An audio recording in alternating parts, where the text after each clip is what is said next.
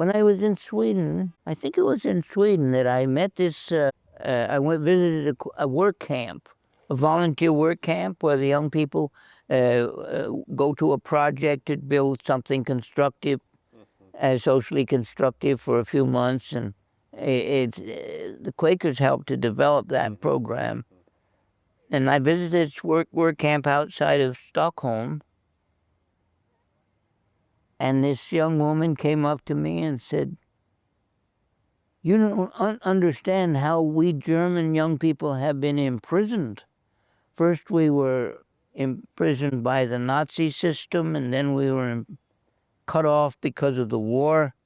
And now we're not allowed to take more than $5 out of Germany.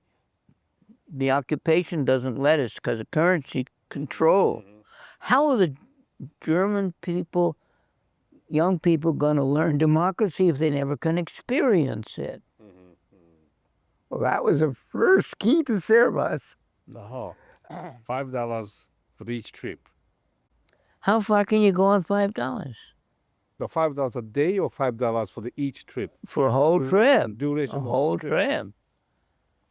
Not much, I guess. So I said to myself, I'm going to do something about that. Another thing that happened to me along that time was a young man, American I met on a ferry across from Denmark to Sweden, who'd been in one of the foreign hospitality programs. I don't want to mention their name, give them a black eye, but I was pretty upset because he had stayed with a Swedish family that had told him how terrible the cooperative movement was and how terrible the government was and how terrible all the social progress movements were, because he was from a filthy rich family in Sweden, I guess. And I said, what good is it for an American to come over to Sweden and spend a summer getting a prejudice like that? We've got to do something different. That was the second key to Servas. I don't remember exactly where I got the idea of starting the list of hosts, because I remember when I went to Helsinki, maybe I was there a second time, but a foreigner to go and tell the people in a country they should open their doors to the people who were the Nazi soldiers who were just been invading them. It was insane. In fact, my Danish friends called me a fantast, a wild dreamer. Right. But I knew something they didn't know. I knew the peace movement inside and out.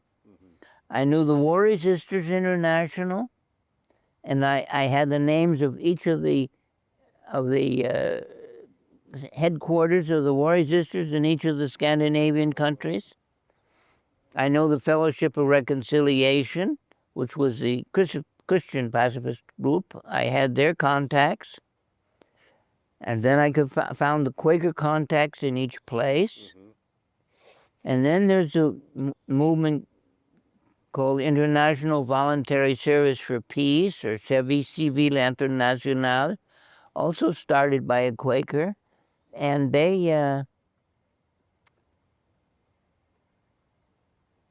had the work camp programs for peace in all these different countries. So by going to the headquarters of these three organizations in each country, I had an open door. And I explained to them, we're going to make a list of hosts for people from other countries to come and learn about social change and social improvement. And of course, the first time I got them together, it didn't go. I went back several times. But eventually, I got some committees going, especially in Denmark, that took off. And the people who were calling me a fantast had to live to eat their words. So the original idea for Servas was centered around Denmark then? Wasn't planned, it just grew. It just grew.